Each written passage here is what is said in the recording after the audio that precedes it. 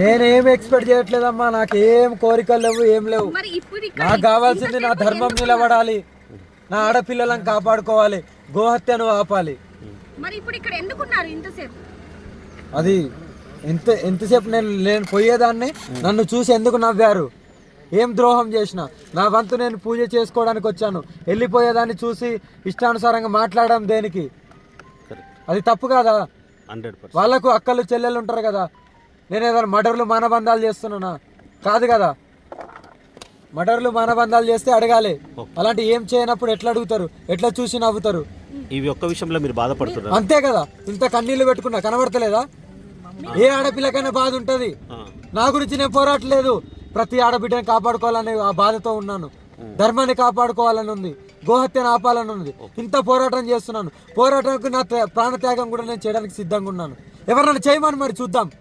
పోరాడరు, పోరాడే వాళ్ళని ఇలా విమర్శిస్తారా? ఇది ఎంతవరకు న్యాయం? ఈ గవర్నమెంట్ వాళ్ళు ఏం చేస్తున్నారు? ఎందుకు మరి విమర్శలు? నన్ను అడ్డుకోవద్దు, నన్ను అడ్డుకోవద్దు. నా వంతు నేను లోక కళ్యాణం చేసి వెళ్ళిపోతాను. నన్ను అడ్డుకోవద్దు. అమ్మ అసలు ఏం జరిగింది అనేది కూడా చాలా మందికి తెలియదు. ఒక్కసారి ఎవరు ఏమన్నా అన్నారా, లేకపోతే చూపుల ద్వారా ఇబ్బంది పడ్డారా అనేది ఒక్కసారి చెప్పండి. తీయండి చెప్పి. నమస్తే. గోహత్య చేసిన వాళ్ళని, ఆడపిల్ల మీద దాడులు చేసిన, ఇలా గుళ్ళు ధ్వంసాలు చేసిన అంగం కోసి, మర్యాదగా చెప్తున్నాను, అంగం కోసి రోడ్డు మీద వేస్తా.